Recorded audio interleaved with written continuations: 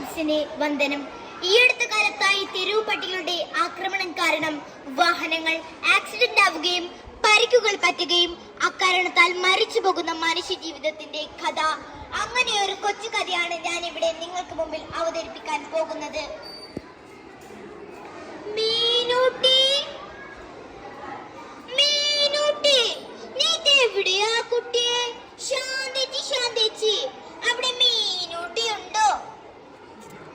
നീ പേടിക്കണ്ടല്ലേ രേണു, അവളുടെ അമ്മൂന്റെ കൂടെ കളിച്ചോണ്ടിരിക്കുക.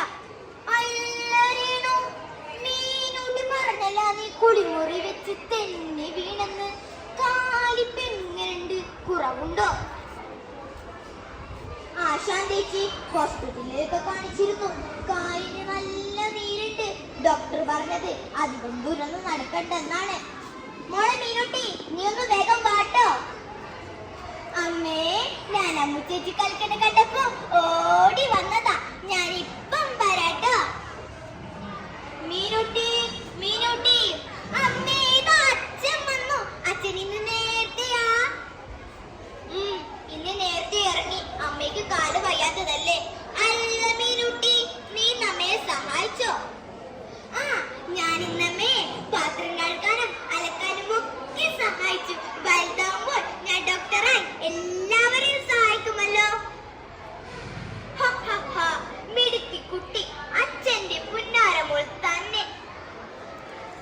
ദേവാലേട്ടോ, നാളെ മോളെ സ്കൂളിലേക്ക് അയക്കുന്ന കാര്യം ഓർത്ത് എനിക്ക് പേടിയാവുക. ഈ കാലം വെച്ച് ഞാൻ എങ്ങനെ എന്റെ കൊച്ചിനെ സ്കൂളിൽ വിടും? നാട്ടിലെങ്ങും തെരുവ് പട്ടികളുടെ ആക്രമണവും.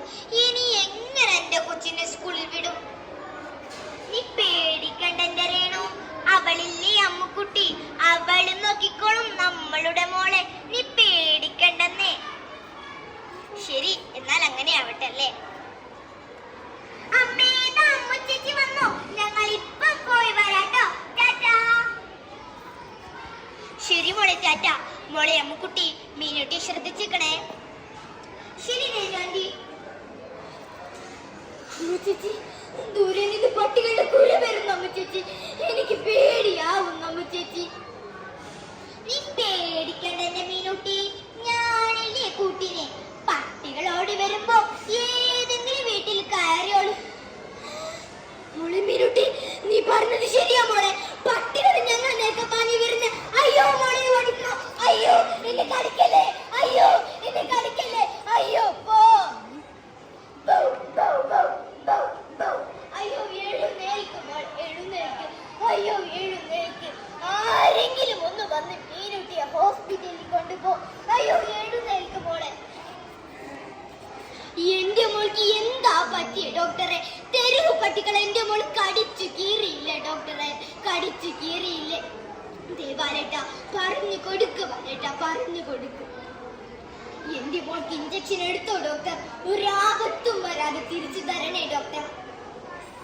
നിങ്ങൾ വിഷമിക്കണ്ട, മോൾക്ക് വന്നപ്പോൾ തന്നെ ഒരു ഇഞ്ചക്ഷൻ എടുത്തിരുന്നു. മുഖത്തേക്കാണ് ഏറ്റവും കൂടുതൽ കടിയേറ്റിട്ടുള്ളത്. നിങ്ങൾ വിഷമിക്കണ്ട. മോളെ മീനൂട്ടി, എന്തെങ്കിലും ഒന്ന് കഴിക്കും മോളെ, എന്തെങ്കിലും ഒന്ന് കഴിക്കും. അമ്മ നിനക്ക് ഇഷ്ടപ്പെട്ട പാൽക്കഞ്ഞി കൊണ്ടുവന്നിട്ടുണ്ട്. മോൾക്ക് പണിയൊന്നുമില്ലല്ലോ, കുറച്ച് കഴിക്കും മോളെ, കുറച്ച് കഴിക്ക്. എനിക്കൊന്നും വേണ്ടമ്മേ. പാൽക്കഞ്ഞി പോയിട്ട് നീര് പോലും എനിക്ക് ഇറക്കാൻ പറ്റുന്നില്ലമ്മേ. ദാഹിച്ചിട്ട് വയ്യമ്മേ. ഞാനിപ്പോ മരിച്ചു പോകും എൻ്റെ അമ്മേ. അയ്യോ, അങ്ങനൊന്നും പറയില്ല മോളെ, മോൾക്കൊന്നും സംഭവിക്കില്ല കേട്ടോ.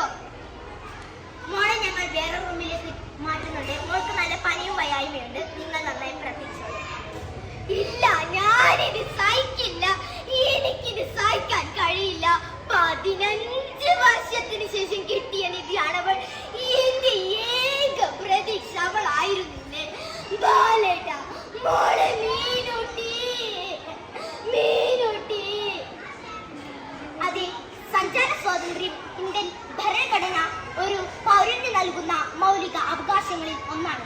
ഇതിനൊക്കെ പരിഹാരം കാണാൻ അധികാരികൾ കണ്ണു തുറന്നേ മതിയാകൂ. അഥവാ നടപടിയെടുത്താൽ തന്നെ അതിനെതിരെ പ്രതിഷേധവുമായി എത്തുന്ന പ്രിയപ്പെട്ട മൃഗസ്നേഹികളോട് നിങ്ങളോട് ഒരു ചോദ്യം. കുടുംബത്തിന്റെ അത്താണിയാവാൻ നാളത്തെ പ്രതീക്ഷയായ പിഞ്ചുകുട്ടികൾ, ഇവരുടെ ജീവനേക്കാൾ വലുതാണോ നിങ്ങൾക്ക് മൃഗസ്നേഹം? കണ്ണു തുറന്ന് പ്രവർത്തിക്കൂ. നന്ദി, നമസ്കാരം.